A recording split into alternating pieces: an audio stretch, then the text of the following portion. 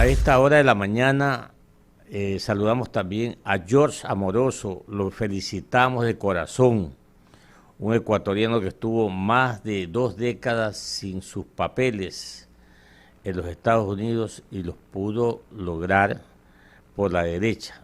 Y ya el consulado norteamericano aquí en Guayaquil le entregó sus documentos. Un abrazo y felicitaciones, abrazo fuerte, fuerte, rompecostillas. Felicitaciones. 7 de la mañana, 13 minutos, saludamos a esta hora y le pedimos disculpas al magíster Aníbal Quintanilla. Él es experto tributario, maestro, profesor, con mucha experiencia. Gracias por estar con nosotros, mi querido Aníbal. Y la pregunta del millón. Nosotros, usted especialmente, le podríamos dar una sugerencia al señor presidente de la República, que en vista que le han devuelto este proyecto reformatorio de algunas leyes y la creación de la ley del trabajo, y que tiene 10 días para subsanar, para presentar a lo mejor una sola ley. Vamos a asumir que la más prioritaria es la reforma tributaria, mi estimado Aníbal. ¿Qué le podemos sugerir al presidente de la República a fin de no afectar, por ejemplo, a la clase media, a fin de reactivar la economía a través de la inversión, a través de la fuerza de trabajo y también de todo el empresariado en los distintos sectores productivos de la economía ecuatoriana? Bienvenido, mi querido magíster Aníbal Quintanilla. Buenos días, estimado economista Ever Chica. Un saludo para toda la audiencia de este medio glorioso de comunicación del Ecuador.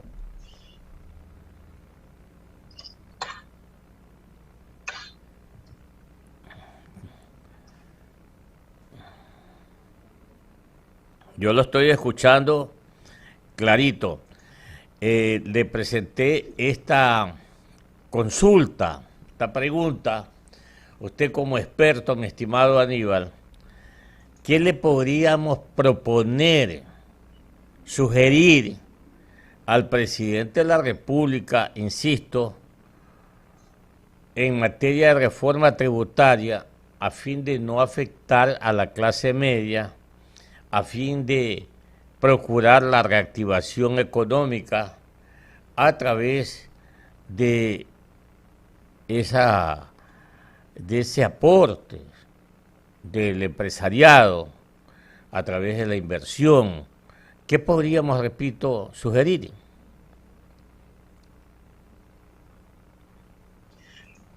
A ver, por mandato constitucional, recuerden ustedes que toda reforma o toda aplicación tributaria se debe cumplir con sus principios básicos. Y estos principios básicos nos llevan, obviamente, a tener los pilares fundamentales de la legislación. Esto es la Constitución, los tratados internacionales, el Código Tributario, las leyes tributarias donde encontramos cada uno de los tributos nacionales, sobre todo, que es materia justamente de este debate nacional que se está comenzando a dar. Las leyes conexas o las que se relacionan con materia tributaria y adicionalmente todas las normas adjetivas que sirven para la aplicación de las mismas. Y dentro de la Constitución y hoy el Código Tributario, que también conforme a la reforma ya guarda total relación, Y en el mismo principio constitucional nos habla de lo que es la igualdad, lo que es la proporcionalidad y lo que es la progresividad. Consecuentemente, cuando hablamos de igualdad, de proporcionalidad y de progresividad, significa que es para el entorno global de los ecuatorianos, sin generar prebendas a nadie, ni tampoco asentamientos a ningún grupo. Consecuentemente, la tabla del impuesto a la renta que está siendo reformada, considero que debe ser replanificada a efecto de que se dé la verdadera progresividad y la verdadera proporcionalidad para todos los ecuatorianos. Ahí está toda la receta y de esa manera no habrá afectación. Y yo digo afectación sobre todo a quienes. La afectación principalmente yo estoy viendo para todos los ecuatorianos que trabajan en relación de dependencia. ¿Por qué los de relación de dependencia? Todos los que trabajan o trabajamos en relación de dependencia, recuerden que el empleador es el que realiza pues el cálculo del impuesto a la renta en enero de manera proyectada y determina una retención mensual y de tal forma va haciendo la misma y entregando al Estado todos los meses. De tal suerte que cuando se llega al mes de diciembre, hacen una reliquidación y los ecuatorianos que trabajan en relación de dependencia pues han cumplido con el pago del impuesto a la renta. Y afectar a ellos, es decir, una persona que gana, yo qué sé, $1,000, $1,500, $2,000, ya tiene establecido su presupuesto en función del impuesto a la renta que ha venido pagando. Y si a ellos se les hace de afectar gravemente, por supuesto que va a sentir un problema sumamente mayor. ¿Por qué? Porque va a tener menos liquidez y va a generar menos obtención de bienes y servicios, y de tal suerte esto es lo que justamente merma la riqueza también que se produce para el Estado y como tal merma también los tributos que va al presupuesto general del Estado para que éste cumpla con todos los cometidos que es generar bienestar para el Ecuador. 7 de la mañana, 20 minutos.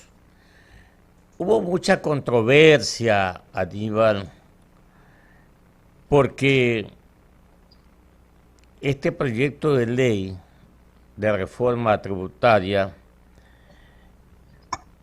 enmarcaba un valor mínimo, que los que ganan o están ganando $2,000 comiencen a pagar otro tipo otro porcentaje en cuanto al impuesto a la renta y además una contribución especial de la que se estaba hablando. Muchos opinábamos y opinamos que $2,000 no debe ser la base o el punto de partida, sino 3,000, porque los que ganan 2,000 ya está su capacidad de endeudamiento copada, ya no tienen liquidez, porque hay mucho endeudamiento, hay muchas otras obligaciones de carácter fija. Entonces la pregunta es, ¿aguanta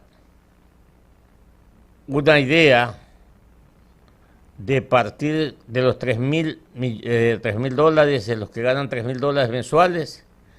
¿Hasta dónde afecta el objetivo de recaudación que el gobierno se planteaba? Bueno, realmente yo diría que todos aquellos que ganan a partir de $1,500 generan impuesto a la renta. Y de ahí hacia arriba. Más aún cuando también, de acuerdo a la reforma, desaparecen los gastos personales, aun cuando ellos aparecen en otro articulado, pero de una forma totalmente diferente. ¿Por qué diferente? Porque los gastos personales se va a aplicar hasta 2 veces la fracción básica y una vez la fracción básica dependiendo el 10 o el 20%, y de esto un crédito tributario al impuesto causado. Pero en todo caso, yo no creo que aquí debe haber una base de 2,000, 3,000, 4,000, no, sino más bien en la reforma yo no encuentro en ninguna parte que se mejore los canales de recaudación. Por ejemplo, mire usted que en el año 2019, la recaudación llegó a 14,000 millones de un presupuesto del Estado de alrededor de 35,000 millones, es decir, llegó más o menos a ser un 40% que se cubría el presupuesto con la recaudación fiscal. Pero sin embargo, usted y yo sabemos o escuchamos que hay un altísimo grado de no recaudación, entonces se debe implementar, cumpliendo con los mismos principios constitucionales tributarios, mejorar la recaudación en el país. Si bien es cierto, el Servicio de Rentas Internas es la institución más clara y más definida en lo que tiene que generar la producción para el Estado, pero yo creo que sigue faltando en generar nuevas estrategias para recaudar los impuestos correspondientes.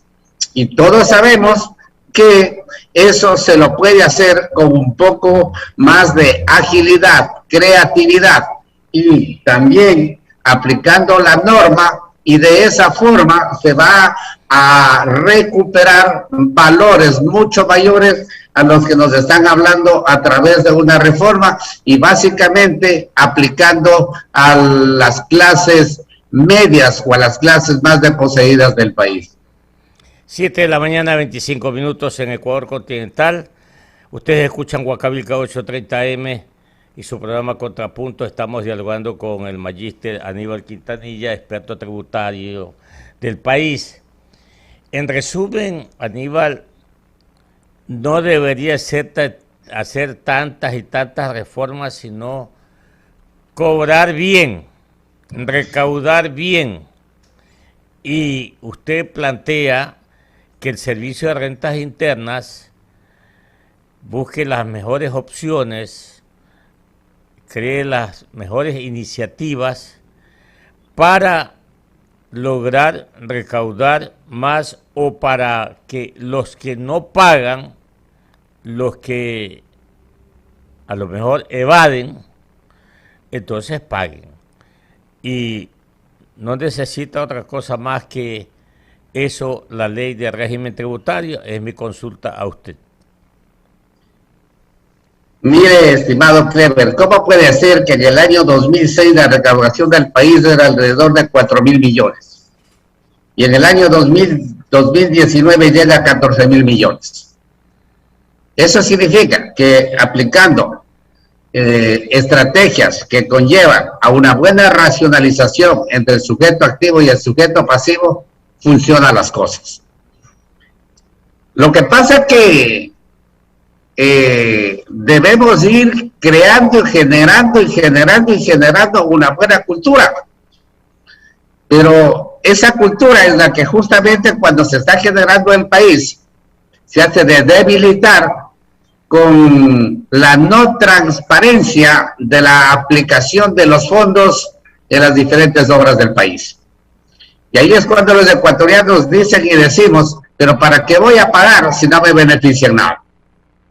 Y eso es lo que yo vengo manifestando hace algún tiempo, que debe haber la verdadera vinculación entre la academia y el Estado. La academia, a través de las facultades de administración, donde están las carreras de contaduría pública, de administración de empresas, etcétera, debe ser un motor de concientización, de generación de estrategias y, en conjunto con la administración tributaria, generar una alta difusión, alta concientización, y de esa manera vamos a ver que en corto tiempo vamos a encontrar resultados más allá de los planificados en las reformas correspondientes. La reforma es buena cuando dichos recursos se lo hacen de recaudar a través de una buena generación y de buena gana de los contribuyentes. Pero si lo comenzamos a poner escopetas a los contribuyentes, obviamente que lo están haciendo a través de sustos. Y miren lo que pasa ahora. En los mismos medios de comunicación, diferentes entrevistas que realizan, o en los medios escritos, diferentes redacciones, pero en ocasiones están distorsionados y eso genera un malestar. Y cuando hay malestar en el país, obviamente, ¿qué va generando en el camino? Desconfianza. Y lo que nosotros necesitamos en este momento es generar una altísima confianza.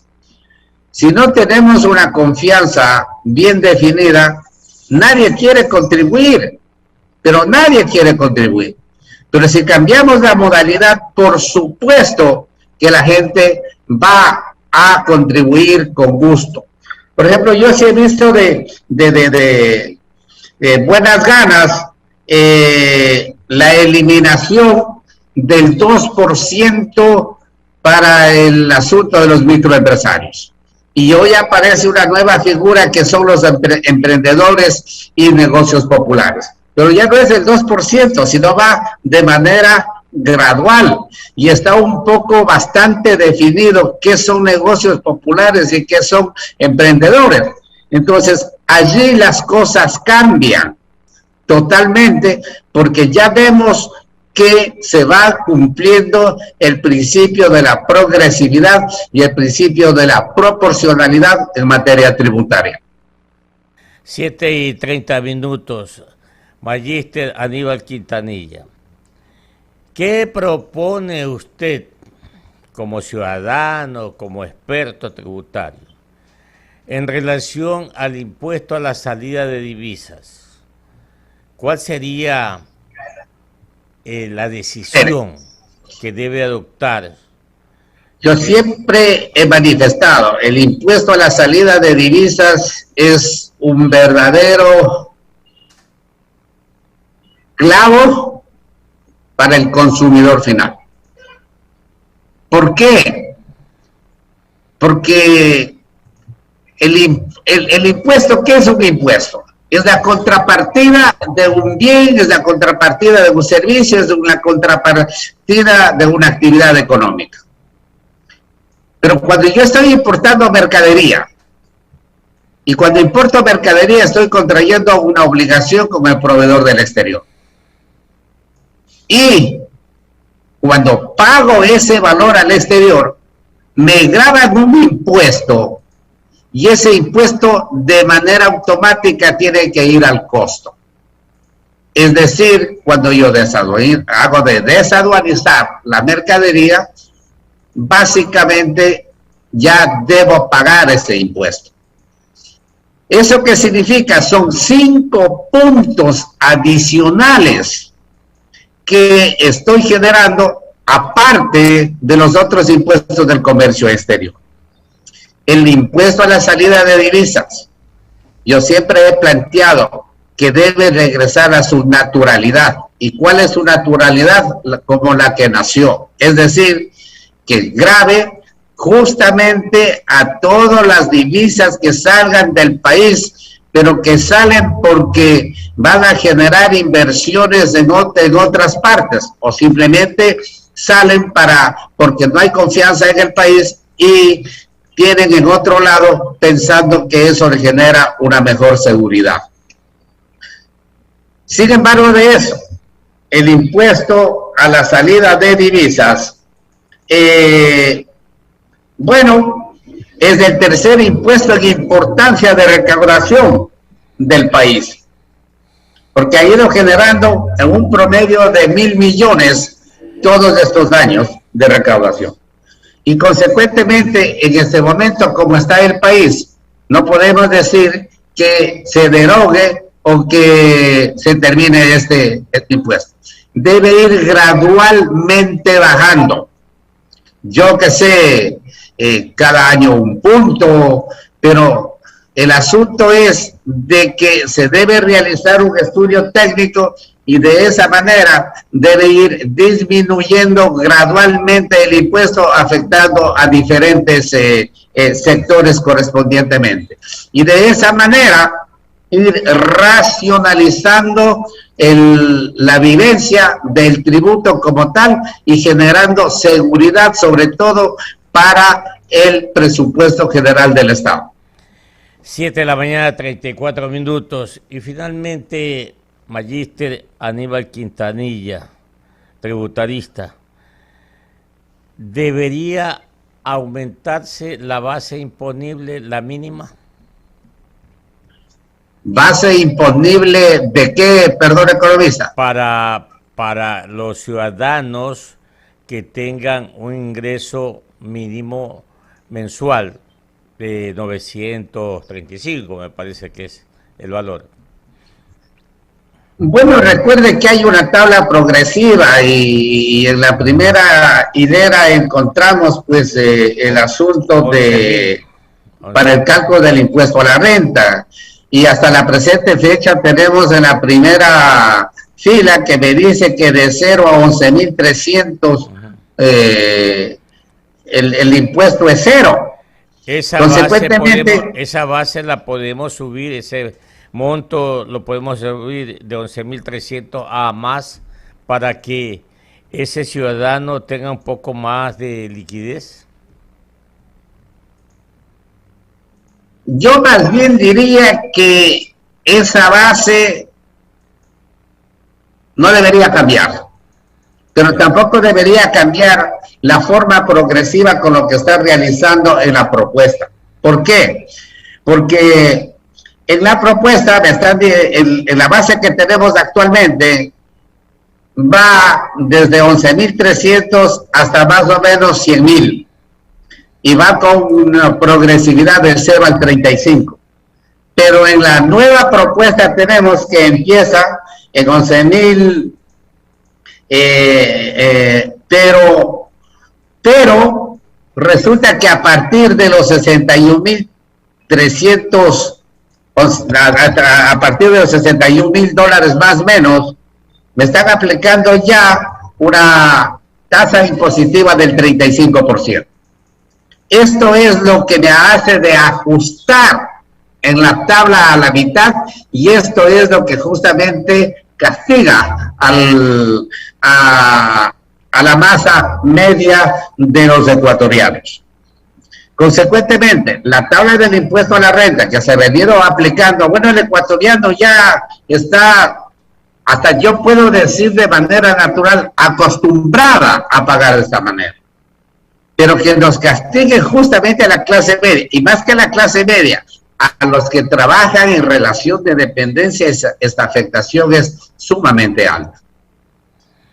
Es decir, en la actual